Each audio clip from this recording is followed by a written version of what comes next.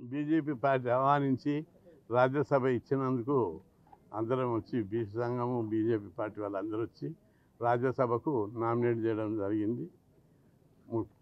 Nominate BJP party నా అభ్యర్థిత్వాన్ని అంగీకరించి nominate చేసేయడానికి recommend చేసినందుకు పార్టీ అధ్యక్షుడు నడ్డాకు, ప్రధానమంత్రి నరేంద్ర మోడీకి మరియు హోంమంత్రి అమిత్ షాకు, అదేవిధంగా ఎన్డీఏలో భాగస్వామి అయినటువంటి చంద్రబాబు నాయుడు గారి రికమెండేషన్కు చంద్రబాబు గారికి మరియు లోకేష్కు అందరికీ నా యొక్క హృదయపూర్వక నమస్కారం. పవన్ కళ్యాణ్కు, పురంధేశ్వరికి మారలేదు. మీరు అది అక్కడ ఆలోచించాలి. బీజేపీ పార్టీ పిలిచిస్తుంది. తీసుకున్నా, నిన్న తీసుకున్నా, నిన్న సాయంత్రం స్టేట్ ఆఫీస్. పార్టీలు మారలేదు, పార్టీలే నా దగ్గరికి వచ్చినాయి. అన్ని పార్టీలు ఇప్పటికి కూడా వస్తున్నాయి. ఈ పార్టీ ఒప్పుకున్నది. తెలుగుదేశం పార్టీ 2014లో సమాజానికి గౌరవులైన విలేకరులు గమనించాలి. 2014లో నారా చంద్రబాబు నాయుడు గారు, నేను బీసీ సంఘం మీద ఉద్యమాలు చేస్తున్నా, వచ్చి నువ్వు రాజకీయాలకు రా, తెలుగుదేశం పార్టీ నుంచి తెలంగాణ ముఖ్యమంత్రికి మిమ్మల్ని అనౌన్స్ చేస్తామని తీసుకొచ్చి ఎల్బీనగర్ నుంచి పోటీ చేయించాడు. పూర్తి అధికారంలో రాకపోవడం వల్ల చేయలేకపోయాడు. ఆ తర్వాత ఎమ్మెల్యేగా కొనసాగించారు. ఆ తర్వాత వైఎస్ఆర్ పార్టీ జగన్మోహన్ రెడ్డి గారు పిలిచి రాజ్యసభ ఇచ్చాడు. 2 ఏళ్ళు రాజ్యసభగా పనిచేశాను. ఆ తర్వాత ఇప్పుడు నేను రాజీనామా చేశాను. రాజీనామా చేయడానికి కూడా కారణాలు చెప్పాలి. రాజీనామా, నేను 2 ఏళ్ళు ఉన్నా, అక్కడ ఎక్కువ నాకు పార్లమెంట్లో మాట్లాడడానికి అవకాశాలు రాలేదు. 0 అవర్లు ఇవ్వడం లేదు, క్వశ్చన్ అవర్లు ఇవ్వడం లేదు, బడ్జెట్ దాని మీద మాట్లాడడానికి వచ్చిన ప్రతిసారి బీసీల గురించే మాట్లాడినా. బీసీల సమస్యలు చాలా ఉన్నాయి, ఆ సమస్యల గురించి మాట్లాడాను. ఇంకా అవకాశాలు రావడం లేదు. ఇప్పుడు ఈ వేదిక ద్వారా నేను ఇంకా 4 ఏళ్ళు పార్లమెంటుకు పోవడం, అటెండెన్స్ వేయడం, జీతాలు తీసుకోవడం అవుతుంది తప్ప నేను 50 ఏళ్ళు పోరాడిన బీసీల కోసం. నేను చెప్పేది విన్నాక మీరు చెప్పండి. ఏది అదే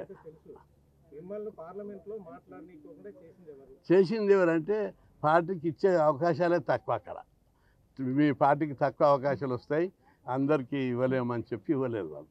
అట్లా చేసింది ఎవరు లేరు. జనరల్గానే వాళ్ళు పార్లమెంట్లో తక్కువ అవకాశాలు ఇస్తున్నారు. దాంతో నా టైం అంతా వృధా అవుతుంది. అందుకే బలమైన వేదిక అయితే ఆ వేదిక ద్వారా బీసీల గురించి పోరాడాలి. బీసీలకు నేను 50 ఏళ్ళు పోరాడి బీసీలు చదువుకోవాలి, ఉద్యోగాలు చేయాలి, ఆర్థికంగా డెవలప్ కావాలని పోరాడి స్కాలర్షిప్ స్కీమ్, ఫీజు రియంబర్స్మెంటు, 6000 హాస్టళ్ళు, 2 రాష్ట్రాల్లో కలిసి 1500 గురుకులాలు, లోకల్ బాడీ ఎన్నికల్లో రిజర్వేషన్లు, ఉద్యోగాల భర్తీ, లక్షలాది ఉద్యోగాల భర్తీ కోసం పోరాడి ప్రతిరోజు ఉద్యమం, ప్రతిరోజు మీటింగ్లు, ఈ విధంగా 50 ఏళ్ళ నుంచి పోరాడుకుంటూ వచ్చినా.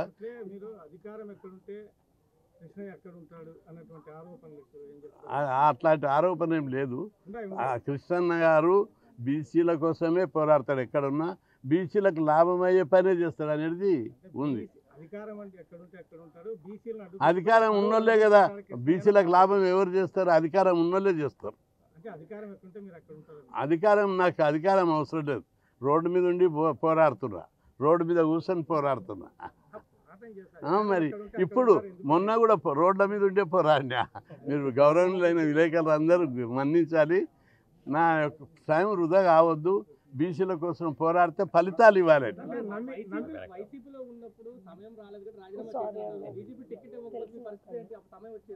ఏది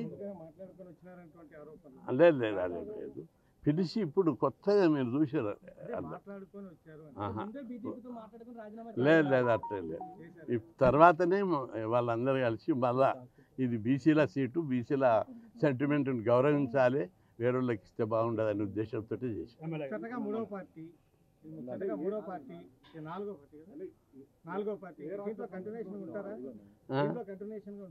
కంటిన్యూషన్గా ఉంటా తప్పనిసరి. లేదు, బీజేపీ పార్టీ అనేది నాకు కొత్త కాదు. బీజేపీ పార్టీ 1980లో స్టార్ట్ చేసినప్పుడు నేను one of the member. Indrasena Reddy, Venkaiah Naidu, Narendra వీళ్ళందరం కలిసి చేసాం. నేను ఆర్ఎస్ఎస్ పార్టీలు మారుతాననే ప్రశ్న లేదు బ్రదర్. మీరు మళ్ళించాలి. కండువలు వేసుకోలేదు. బీసీల కోసం ఎక్కడ ఉపయోగం ఉంటే అక్కడ పోయి పోరాడుతున్నా. బీసీలకు లాభం అవుతుంది అంటే ఎక్కడికైనా వెళ్తా. బీసీలకు చదువుకోవడానికి అవకాశాలు ఇప్పుడు రాష్ట్రంలోనే ఉన్నాయి. ఇప్పుడు 2 తెలుగు రాష్ట్రాల్లో, ఇతర రాష్ట్రాల్లో కావాలి అని చెప్పి ఈ నిర్ణయం తీసుకున్నా. మధ్యప్రదేశ్లో లేదు, ఛత్తీస్గఢ్లో లేదు.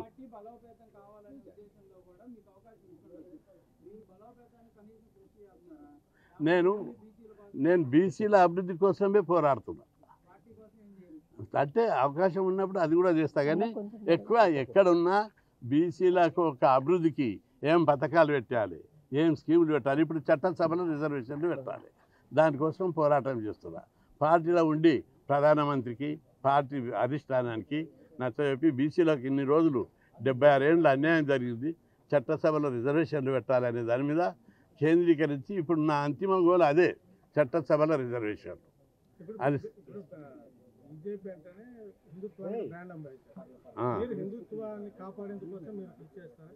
అంటే తప్పనిసరి. తల్లి లాంటి హిందుత్వం అనేది తల్లి లాంటిది. ఎందుకు కొట్లాడొద్దు? అమ్మను ఎవరైనా ధిక్కరిస్తారా? అన్ని మతాల మీద పోరాటం కాదు. సరే, హిందూ మతం ఏమంటుంది? సర్వే జన సుఖినో భవంతు. లేదు, ఈ హిందూ మతంలో ఉన్నది. అంతేకాదు, హిందూ మతం ఫిలాసఫీలో RSSలో లోకా సమస్త సుఖినో భవంతు. అన్ని మతాలను గౌరవిస్తాం. అన్ని మతాలను గౌరవించే సాంప్రదాయం హిందూ ధర్మం ఉంది. సనాతన ధర్మంలో విశ్వమానవ కళ్యాణి, లోకా సమస్త సుఖినో భవంతు అని ఉన్నది. ఏ మతాన్ని కానీ ఏ మనిషిని కానీ చీమకు కూడా హాని చేయొద్దు అనేది ఓ గొప్పతనాన్ని హిందూ ధర్మంలో ఉంది.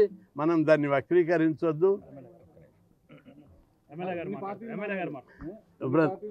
నేను పార్టీలు మారలేదని ఇంతకు ముందే చెప్పిన. కండువాలు కాదు, పార్టీలే నా దగ్గరికి నా సేవను గుర్తించి మా ఒక ఆయుధం ఇస్తున్నాం, కొట్లాడమన్నారు. అవును, అన్ని పార్టీలు చేస్తున్నాయి. నేను పోతున్నా, కొట్లాడుతున్నా, పెట్టిస్తున్నా. అరే, ఇంకా ఇప్పుడు చట్టసభలో రిజర్వేషన్లు కావాలి. ఏ పార్టీ పెడతారు చెప్పండి, మీరు చెప్పండి. బీసీలకు చట్టసభలో రిజర్వేషన్లు పెట్టొద్దా? బీసీలకు రాజ్యాధికారంలో వాటా ఇవ్వద్దా?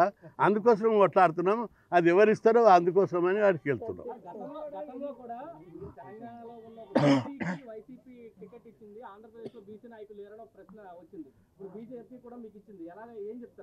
ఏది బీసీస్కు? తెలంగాణలో ఉన్న ఒక నాయకుడికి వైసీపీ రాజ్యసభ ఇచ్చింది, ఆంధ్రప్రదేశ్లో బీసీ నాయకుడికి అన్యాయం చేసిందని గతంలో కొంత వాదన వినిపించింది. మళ్ళీ ఇప్పుడు బీజేపీ మీకు ఇచ్చింది. అటువంటి వాదన ఏమి రాలేదా? ఆ వాదన మీరే చెప్పాలి. ఇక్కడ జరిగే వాదన సురేష్ ప్రభుకి ఇచ్చారు.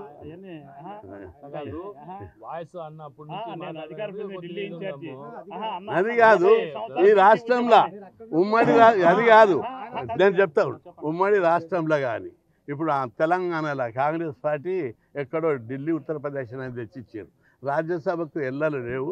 కాబట్టి అది కామన్గా సంఘ సేవ, ఉద్యమ స్ఫూర్తి అవన్నీ చూసిస్తుంటారు. ఇంకా మంత్రి పదవి ఇంకే పార్టీ ఆఫర్ చేస్తుంది? లేదు లేదు లేదు, ఏ పార్టీ లేదు. ఈ పార్టీ అసలైన పార్టీ. తప్పనిసరి ఇందులోండి పోరాడి సాధిస్తాం. అది నా పుట్టుకతోటి వచ్చింది కాషాయ కండువ. కాషాయ కండువ నన్ను నీళ్ళను తయారు చేసింది కాషాయ కండువని. ఎప్పుడు 70 నుంచి 80 వరకు నేను RSS ఉన్నా. అప్పుడు కాషాయ కండువనే నన్ను లీడర్షిప్లో తయారు చేసింది.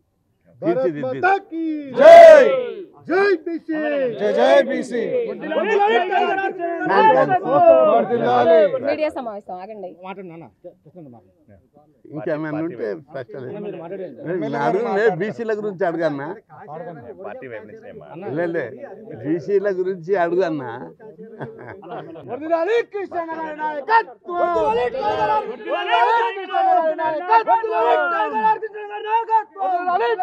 ఐక్యత